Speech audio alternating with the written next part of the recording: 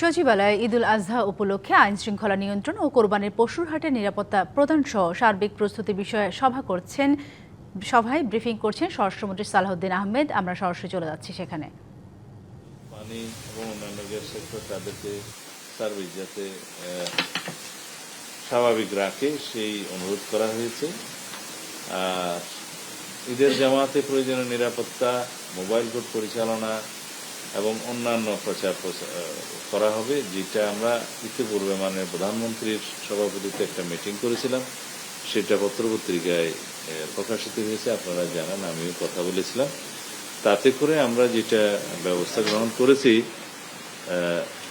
এটা বাণিজ্য মন্ত্রণালয় অথবা শিল্প মন্ত্রণালয়, আমার মনে হয় এটা বাণিজ্য মন্ত্রণালয়ই করছে, শিল্প মন্ত্রণালয়ের সাথে সংশ্লিষ্টতা আছে, যেটা মাননীয় প্রধানমন্ত্রী 20 কোটি টাকা অনুমোদন করেছেন বিনামূল্যে গ্রাম পর্যায়ে, উপজেলা শহর সমস্ত পর্যায়ে যাতে লবণ সরবরাহ করা যায় চামড়া সংরক্ষণের জন্য, এবং সাথে সাথে তাদের যেটা মোটিভেশনাল ওয়ার্ক, যেটা প্রচারণা করবে, সেটার দায়িত্ব স্থানীয় প্রশাসনকে দেওয়া হয়েছে। টিএনও, ডিসি তাদেরকে সমন্বয় করে সেটা ক্যাবিনেট ডিভিশন থেকে সেই প্রচারণার জন্য অনুশাসন দেওয়া হয়েছে।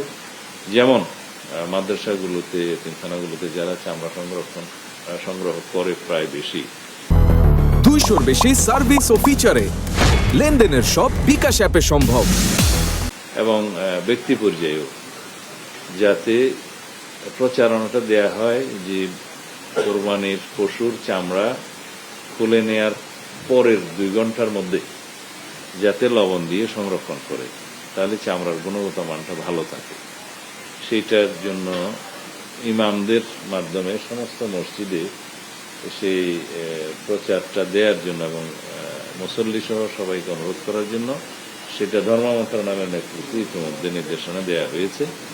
এবং এটার একটা ন্যারেটিভ, যে প্রচারপত্রটা কি হবে, সেটা কন্টেন্টটা রেডি করে আমরা ধর্ম মন্ত্রণালয়ের কাছে আমরা দেব, সেই জন্য একটা ব্যবস্থা নেওয়া হয়েছে।